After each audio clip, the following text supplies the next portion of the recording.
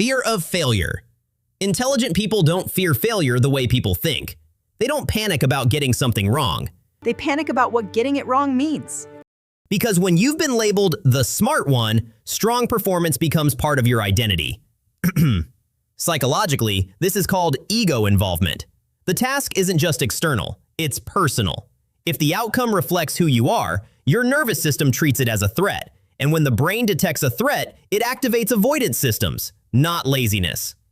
Avoidance. Here's where it gets interesting. Research on fixed versus growth mindset shows that when people believe intelligence is a trait rather than a skill, they're more likely to avoid difficult tasks, because difficulty implies limitation. If you were praised for being smart, you subconsciously learned struggle equals deficiency. So you delay starting, not because you can't do it, but because struggling contradicts your identity. Procrastination becomes psychological armor. It creates a buffer between effort and outcome.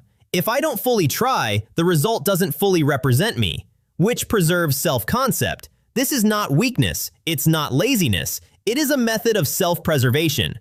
Unfortunately, that preservation is not very productive. When performance is tied to identity, progress feels dangerous, and protecting who you think you are often blocks who you could become. Overthinking. Intelligent brains are high-capacity processors. They engage heavily in perspective cognition, or mentally simulating future scenarios. This ability is adaptive. It helps with planning, strategy, and long-term thinking. But it has a side effect. The more variables you can see, the harder it is to commit. Psychologists call this analysis paralysis. When options increase, decision confidence decreases.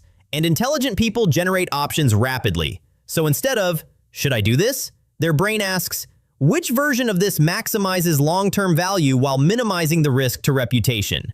Which sounds impressive, until you realize it's been 45 minutes and nothing has happened. Overthinking also increases anticipated regret, the emotional discomfort we imagine feeling if we choose incorrectly. And anticipated regret is powerful. It can stall action before it begins. Your brain convinces you that waiting equals safety, but waiting often just extends uncertainty. And here's the twist.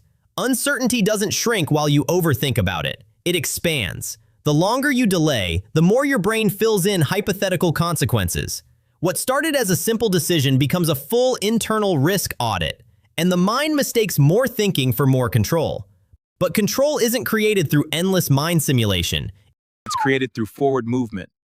High standards. High standards are not inherently bad. Psychologically, intelligent people often tie standards to self-worth. This creates conditional self-regard. I am valuable if I perform well. That belief increases pressure, and pressure activates the stress response. When cortisol rises, the brain shifts toward avoidance and short-term relief, which means the very desire to perform at a high level can impair performance. There's also something called discrepancy theory. When the gap between your actual performance and your ideal self feels too large, motivation decreases instead of increases. If your ideal output is extraordinary, starting with something average feels intolerable. So you delay, because delaying temporarily reduces that uncomfortable gap. The pressure valve is released, for the short term anyways. High standards feel motivating in theory, but when they become rigid, they create chronic dissatisfaction. And dissatisfaction before starting kills momentum. Psst, try lowering the Nobel Prize expectations just slightly. Because when the bar is set at flawless, your nervous system reads every attempt as a threat. The brain prefers guaranteed safety over uncertain excellence. So instead of producing something imperfect, it protects you from exposure. Ironically, sustainable high performance requires psychological safety, not relentless internal criticism. When standards are flexible, effort feels allowed. And when effort feels allowed, momentum becomes possible. Overwhelm. Overwhelm is often a cognitive issue, not a workload issue. Intelligent people engage in deep processing. They don't skim ideas, they dissect them. This increases cognitive load. Cognitive load theory tells us that our memory has limits. When too many elements are processed at once, performance drops. Smart brains don't see one task. They see interconnected systems, which means they overload their working memory before ever beginning. The brain then shifts into avoidance coping, or behaviors that reduce emotional discomfort in the short term. Scrolling, cleaning, reorganizing, anything that provides immediate relief in the moment. But relief reinforces avoidance. The more overwhelmed you feel, the more your brain learns. Escape equals comfort, and the cycle strengthens. It's not laziness, it's cognitive overload without constraint. And here's the tricky part. Intelligent minds often underestimate how much structure they need. Because they can think in complexity, they assume they should. But the brain performs best when complexity is chunked, narrowed, and sequenced. Without constraints, the task remains abstract and heavy. With constraints, it becomes manageable. Overwhelm shrinks when decisions shrink, not by reducing intelligence, but by reducing complexity. Dopamine. Dopamine is often misunderstood. It's not pleasure, it's anticipation. It spikes when something feels new, uncertain, or potentially rewarding. Intelligent brains are highly responsive to complex, stimulating ideas. Planning triggers dopamine. Ideation triggers dopamine. Imagining future success triggers dopamine. But sustained effort, especially repetitive effort, lower dopamine response, so motivation drops. Neuroscience research shows that when tasks become predictable, dopamine decreases, even if the reward remains the same, which explains why starting is exciting, but continuing is hard. Your brain unconsciously chases the anticipation phase, because anticipation feels like progress. And intelligent minds are especially vulnerable to this loop because they can generate stimulating ideas endlessly. Every new concept feels like forward motion. Every fresh angle feels like momentum. But dopamine doesn't measure completion. It measures possibility. So your brain rewards you for imagining the outcome more than executing the steps. The danger is subtle. You start confusing excitement with productivity. You feel energized, so you assume you're advancing. But energy without repetition doesn't compound. Mastery lives in the boring middle, the stretch where novelty fades and discipline takes over. And that's exactly where dopamine goes quiet and procrastination sets in. Novelty. Novelty activates the brain's reward circuitry. It increases attention, memory encoding, and engagement. Intelligent individuals often score higher in openness to new experiences, a personality trait linked to curiosity and novelty-seeking. That means new ideas feel stimulating. Routine execution feels constricting. When a project transitions from exploration to repetition, stimulation drops. And when stimulation drops, interest fades. So the brain searches for something fresh. New framework, new goal, new optimization strategy. This creates a pattern known as novelty cycling. You don't lack discipline, you overvalue exploration. But meaningful output requires staying past the novelty curve. And that requires tolerating the hard part, boredom. Because boredom feels like stagnation to a curious mind. When stimulation decreases, the brain interprets it as a signal that growth has stopped. But in reality, repetition is where skills consolidate. Neural pathways strengthen through consistency, not constant reinvention. The phase that feels dull is often the phase where competence compounds.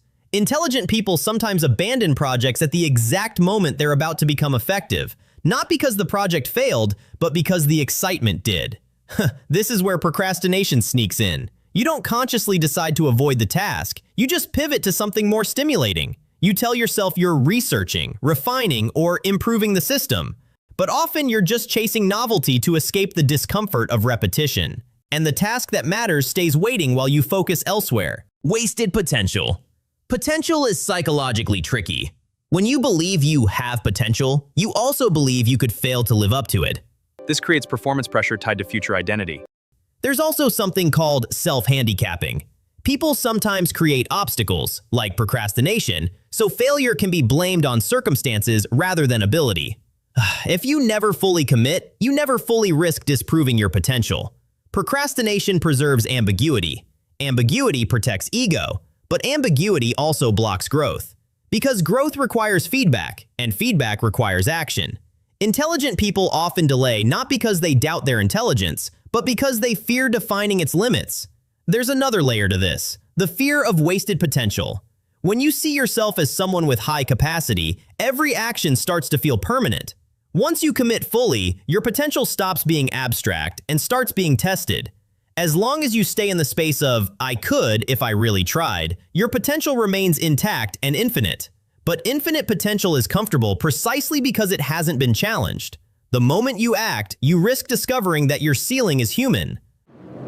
So you delay, not because you lack ambition, but because protecting your imagined greatness feels safer than risking concrete results. Perfectionism. Perfectionism often starts with being highly aware of how your work might be judged. Intelligent people tend to evaluate things quickly and accurately. They can spot flaws in arguments, weaknesses in structure, and gaps in logic. That skill is powerful when it's directed outward. But when it turns inward, it becomes brutal. Before they write the sentence, they've already critiqued it. Before they present the idea, they've already dismantled it, which means starting doesn't feel neutral, it feels exposed. Psychologically, perfectionism is closely tied to evaluation sensitivity, a heightened awareness of judgment, real or imagined. If you can clearly picture how something could be criticized, your brain tries to prevent that criticism from ever happening. The safest way to avoid judgment? Delay. There's also all or nothing thinking. If it's not exceptional, it's a failure. This cognitive distortion narrows the acceptable range of outcomes. Instead of allowing for good, improving, or in progress, the only acceptable category is perfect. And when the acceptable range is tiny, action feels dangerous, so the brain chooses inaction. That inaction preserves the possibility of perfection while action risks disproving it. When imperfection feels threatening, delay becomes protective, and that protection is what we call procrastination. If this felt familiar, laziness probably isn't the issue. You might just be protecting your intelligence instead of using it. The next time you find yourself procrastinating, ask, what would I do right now if I wasn't afraid? Then, act on the answer. And subscribe for more like this.